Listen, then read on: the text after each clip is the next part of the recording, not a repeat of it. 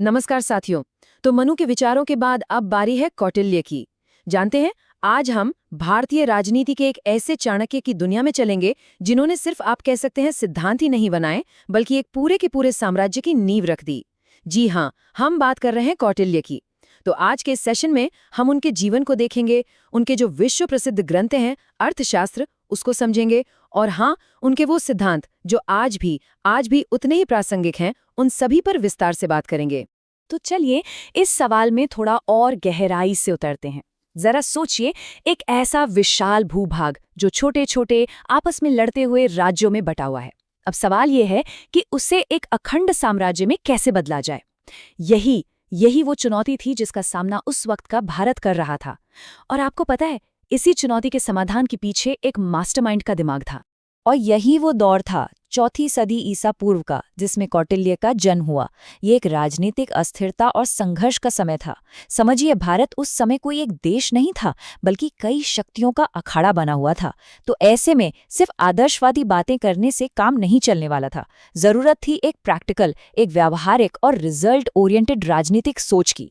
तो इस पूरी उथल पुथल के बीच से वो व्यक्ति सामने आते हैं जिन्हें हम इस समस्या के समाधान का आर्किटेक्ट, मतलब वास्तुकार कह सकते हैं।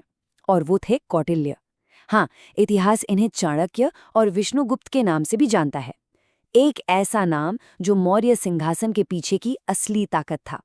जरा उनकी यात्रा पर नजर डालिए। शुरुआत होती है तक्षशिला में एक आचार्य के तौर पर, लेकिन बहुत जल्द वो चंद्रगुप्त मौर्य के सलाहकार बन जाते हैं। और ये सिर्फ कोई सलाहकार का पद नहीं था, समझिए वो एक मुख्यमंत्री थे, एक स्ट्रैटेजिस्ट थे, और आखिर में एक अखंड भारत के सपने को हकीकत में बदलने वाले आर्किटेक्ट बने। सच में ये यात्रा हमें दिखाती है कि कैसे ज्ञान जब रणनीति के साथ मिल जाता है तो इतिहास बदल सकता है। तो सवाल उठता है कि इस महान रणनीतिकार ने अपने सारे विचार संजोए कहाँ। चलिए अब उनकी सबसे प्रसिद्ध और प्रभावशाली रचना की ओर बढ़ते हैं, और वो है अर्थशास्त्र। देखिए, ये सिर्फ एक किताब नहीं है, इसे आप शासन कला का एक ब्लूप्रिंट कह सकते हैं। एक ऐसी गाइड बुक जो एक राज्य को जीरो से हीरो बनाने का पूरा रास्ता दिखाती है। तो फिर इस अर्थशास्त्र का सार क्या है? सबसे जरूरी बात यह है कि कौटिल्य के लिए राजनीति सिर्फ सत्ता पाने का खेल नहीं था, बिल्कुल नहीं। ये एक विज्ञान था, एक साइंस, जिसका एक बहुत ही क्लियर लक्ष्य था, राज्य का असल में कल्याण और उसकी स्थिरता। और उन्होंने इसके लिए एक बहुत ही खास शब्द का इस्तेमाल किया जो एग्जाम के लिए आपको हमेशा याद रखना है, वो है योगक्षेम। इसका मतलब सिर्फ राज करना नहीं होता, बल्कि प्रजा का संरक्षण, उनकी सुरक्षा और उनका ओवरऑल वेलफेयर सुनिश्चित करना है। अच्छा, तो एक सफल राज्य आखिर बनता कैसे है? कौटिल्य ने इसकी कल्पना, जानते हैं, किसी मशीन की तरह नहीं की, बल्कि एक जिंदा शरीर की तरह की। एक ऐसा शरीर जिसके साथ बहुत जरूरी अंग हैं और हर अंग की अपनी अहमियत है, और इसी को कहा गया सप्तांग सिद्धांत। तो ये है राज्य के वो 7 अंग। देखिए, सबसे ऊपर है स्वामी यानी राजा, जो शरीर का दिमाग है। फिर आते हैं अमात्य यानी मंत्री, जो राजा की आंखें और कान की तरह काम करते हैं। इसके बाद है जनपद, मतलब भूमि और लोग, जो शरीर का बेस हैं, आधार हैं। फिर दुर्ग यानी किला, जो एक रक्षा कवच की तरह है। कोष मतलब खजाना, जिससे राज्य को एनर्जी मिलती है। दंड यानी सेना, जो राज्य की बाजू हैं। और आखिर में मित्र यानी सहयोगी देश, जो इंटरनेशनल लेवल पर उसके साथी हैं। और कौटिल्य कहते हैं कि ये सब एक रथ के पहियों की तरह हैं। सोचिए, अगर एक भी अंग कमजोर हुआ तो पूरा का पूरा राज्य का रथ ही डगमगा जाएगा। ठीक है, मान लिया कि राज्य अंदर से तो मजबूत हो गया, पर बाहरी दुनिया का क्या? दूसरे राज्यों से कैसे डील करना है? दोस्ती करें या दुश्मनी? कौटिल्य कहते हैं, इसके लिए इमोशन से काम नहीं चलेगा। यहाँ जरूरत है एक कठोर यथार्थवादी फ्रेमवर्क की, जिसे उन्होंने नाम दिया मंडल सिद्धांत। और ये सिद्धांत, यकीन मानिए, पॉलिटिकल रियलिज्म की नींव है और आज भी उतना ही प्रासंगिक है। इसका जो मेन आइडिया है वो बहुत सरल और स्ट्रेटेजिक है। आपने वो कहावत तो सुनी होगी, दुश्मन का दुश्मन दोस्त होता है। बस यही है इसका आधार। कौटिल्य कहते हैं कि आपका जो पड़ोसी राज्य है वो आपका नेचुरल राइवल यानी अरी है। क्यों? क्योंकि आपकी सीमाएं उससे लगती हैं। लेकिन उस पड़ोसी का जो पड़ोसी है वो आपका नेचुरल दोस्त यानी मित्र है। अब इस मंडल सिद्धांत को लागू करने के लिए कौटिल्य ने राजा को 6 स्ट्रेटेजिक ऑप्शंस का एक टूल किट दिया, जिसे षाड्गुण्य नीति कहते हैं। चलिए इन्हें एक एक करके समझते हैं। पहला है संधि, यानी शांति समझौता। ये तब करो जब आप कमजोर हों। दूसरा विग्रह, यानी दुश्मनी। ये तब जब आप मजबूत हों। तीसरा है आसन, मतलब न्यूट्रल रहो और सही समय का इंतजार करो। चौथा यान, यानी हमले की तैयारी शुरू कर दो। पांचवा संश्रय, मतलब किसी शक्तिशाली राजा की शरण ले लो। और छठा है द्वैधी भाव, यानी एक से दोस्ती और दूसरे से दुश्मनी की डुअल पॉलिसी। तो राजा को अपनी ताकत के हिसाब से इनमें से सही विकल्प चुनना होता था। लेकिन ये सब करने के लिए सबसे जरूरी चीज क्या थी? वो थी इंफॉर्मेशन, सूचना। कौटिल्य के लिए एक बहुत बड़ी सेना भी अच्छी इंटेलिजेंस के बिना अंधी और बहरी है। इसीलिए उन्होंने एक बहुत ही सोफिस्टिकेटेड जासूस नेटवर्क की बात की। यही जासूस शासक की असली आंखें और कान थे, जो अंदर और बाहर दोनों खतरों पर पैनी नजर रखते थे। अब सबसे बड़ा सवाल कि क्या ये लगभग 2500 साल पुराने विचार आज की दुनिया में कोई मायने रखते? चलिए आगे बढ़ते हैं और देखते हैं कि कौटिल्य आज भी कितने ज्यादा रेलेवेंट हैं। और ये तुलना तो एग्जाम्स का एक फेवरेट टॉपिक है, कौटिल्य वर्सेस मैकियावेली। देखिए, दोनों ही पॉलिटिकल रियलिस्ट थे। दोनों ने माना कि राज्य का हित सबसे ऊपर है, लेकिन एक बहुत बड़ा फर्क है। जहां मैकियावेली का पूरा फोकस प्रिंस की पावर को बचाने और बढ़ाने पर था, वहीं कौटिल्य का जो अल्टीमेट गोल था वो था योगक्षेम, यानी जनता का कल्याण। उनके लिए सत्या एक जरिया थी, मंजिल नहीं। और यही बात कौटिल्य को मैकियावेली से बहुत अलग बनाती है। और जानते हैं, आज के मॉडर्न मिलिट्री स्ट्रैटेजिस्ट भी इस बात को मानते हैं। जैसा कि आप इस कोट में देख सकते हैं कि अर्थशास्त्र आज भी लीडरशिप और ट्रेनिंग के लिए एक बेहतरीन गाइड है, खासकर आज के समय में जब युद्ध का कैरेक्टर बदल रहा है, जहां मिलिट्री फोर्स और डिप्लोमेसी दोनों का इस्तेमाल एक साथ हो रहा है। इसकी रेलेवेंस आप आज की फॉरेन पॉलिसी में साफ साफ देख सकते हैं। जब भारत आज स्ट्रेटेजिक ऑटोनॉमी की बात करता है, यानी किसी एक गुट में बंधने के बजाय अपने इंटरेस्ट के हिसाब से अलायंस बनाना, तो ये क्या है? ये मंडल सिद्धांत का ही तो मॉडर्न रूप है। चीन जैसे पड़ोसी को बैलेंस करने के लिए भारत अमेरिका, जापान, ऑस्ट्रेलिया जैसे पड़ोसी के पड़ोसियों के साथ गठबंधन बनाता है। ये प्योर कौटिल्य की स्ट्रैटेजी है।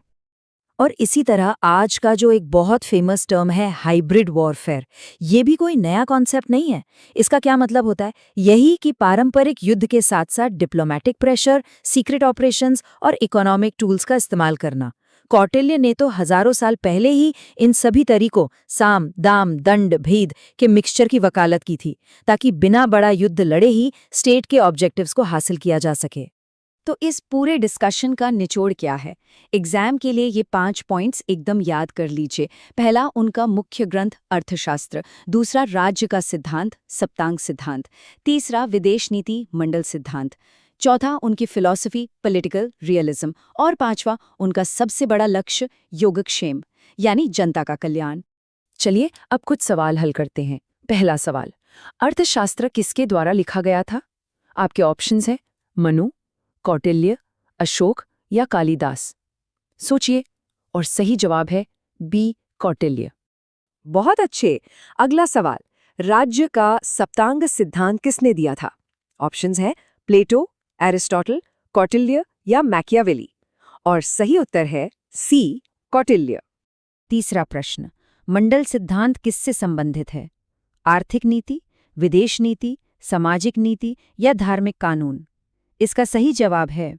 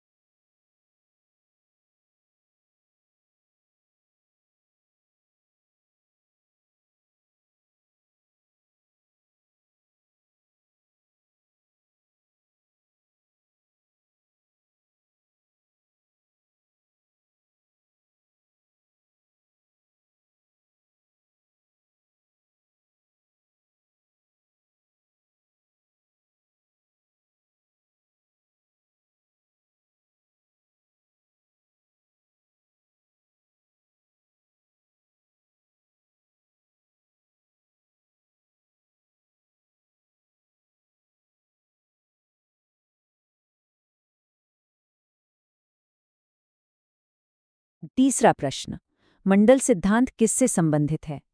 आर्थिक नीति, विदेश नीति, सामाजिक नीति या धार्मिक कानून? इसका सही जवाब है